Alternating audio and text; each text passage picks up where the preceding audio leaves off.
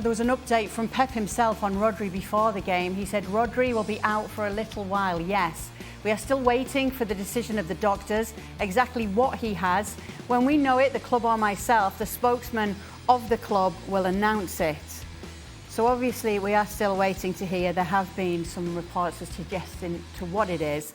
Aage Fjortoft joins us now to talk more about this. And if there was going to be a loss in the City side, then Rodri is it, Jan.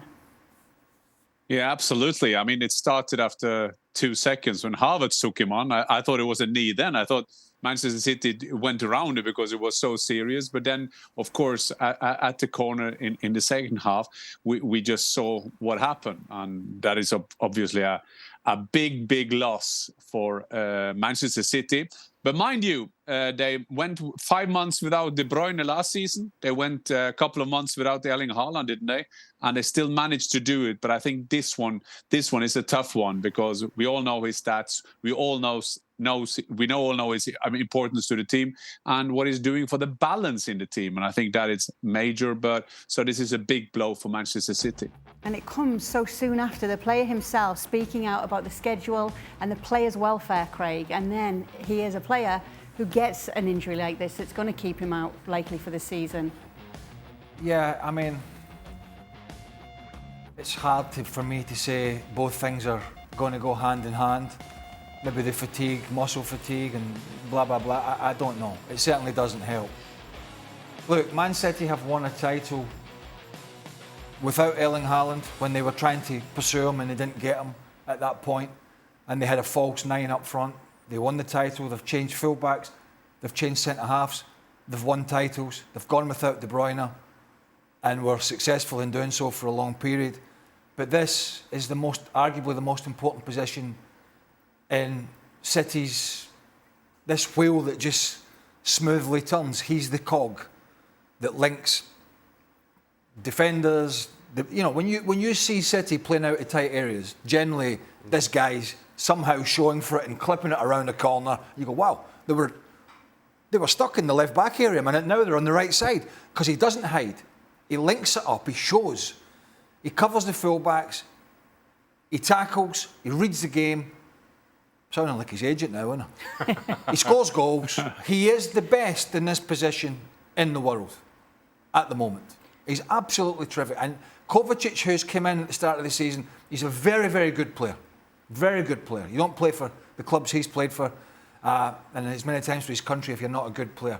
But nobody does a job like Rodri. So this clearly dependent on how long he's going to be out, and it looks bad, is going to be a huge blow to them retaining the title. Not that they can't do it, but a huge blow. Because we've seen Gundogan go back and play in a deeper position, both at City and at Barcelona. Doesn't suit him. We've seen others try and do it. It doesn't suit him. Nobody can do for this City team what Rodri does. Because the question now is, how do you replace the irreplaceable? And as Craig mentioned, we've seen Pep manage to do without some of the key players. We've seen them without Rodri even at the beginning of the season, but a whole season potentially, Shaq. Yeah, we showed without Rodri because of his exertions in the summer. And I'm not sure how you replace a player like Rodri. I really don't. And Jan kind of summed it up as how Manchester City were able to accommodate long absences to both De Bruyne and Haaland.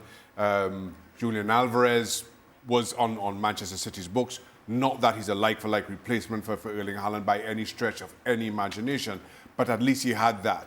Now, I'm not sure you're able to do the same in replacing Rodri and who he is and his importance to Manchester City. Just to Craig's point about the two not being related, I feel they are. I wouldn't argue with that.